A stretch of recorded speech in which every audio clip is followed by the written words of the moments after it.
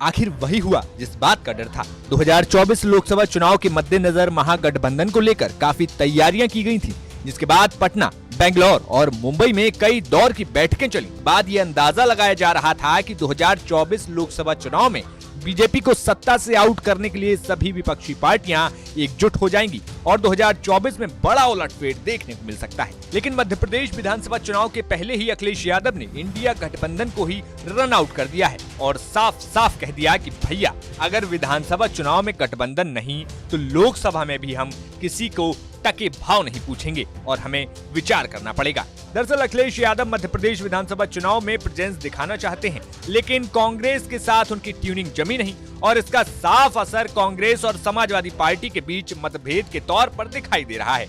एक सवाल के जवाब में समाजवादी पार्टी के राष्ट्रीय अध्यक्ष और यूपी के पूर्व मुख्यमंत्री अखिलेश यादव ने इंडिया गठबंधन को लेकर कुछ ऐसा बयान दे दिया कि सियासी भूचाल मच गया। उन्होंने कहा कि अगर गठबंधन केवल केंद्र के स्तर पर होगा तो उस पर उनकी पार्टी विचार करेगी।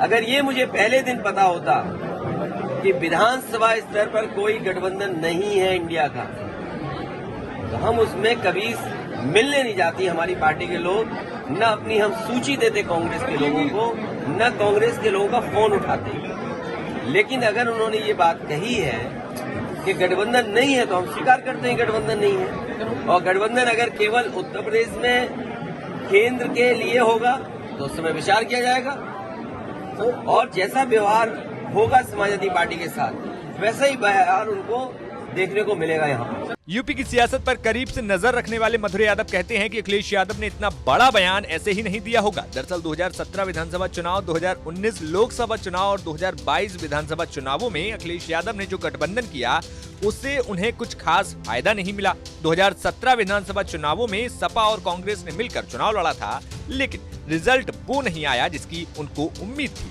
403 सीटों वाले यूपी असेंबली में अकेले बीजेपी को 312 सीटें मिली थी, तो वहीं सपा और कांग्रेस के गठबंधन को महज 54 सीटें ही मिल सकी थी। हालांकि रिजल्ट के बाद गठबंधन की गाड़ी कुछ खास नहीं चली और सपा कांग्रेस ने अपने अपने रास्ते अलग कर लिए। वही हालत अखिलेश यादव की 2019 लोकसभा चुनाव के दौरान हुई, जब सपा बसपा मिलकर चुनाव लड़ रही थी, लेकिन 2014 में 0 सीट जीतने वाली बसपा को 10 सीटें मिल गयी और सपा 5 सीटों तक ही सिमट कर रह गई। जानकारों का तो यहाँ तक कहना है कि उत्तर प्रदेश में अखिलेश यादव ने 2022 विधानसभा चुनाव में जो मोमेंटम हासिल किया उसे 2024 तक बरकरार रखना चाहते हैं और शायद इसीलिए किसी भी फैसले से पहले अखिलेश फूंक फूंक कर कदम रख रहे हैं। ब्यूरो रिपोर्ट, यूपी तक।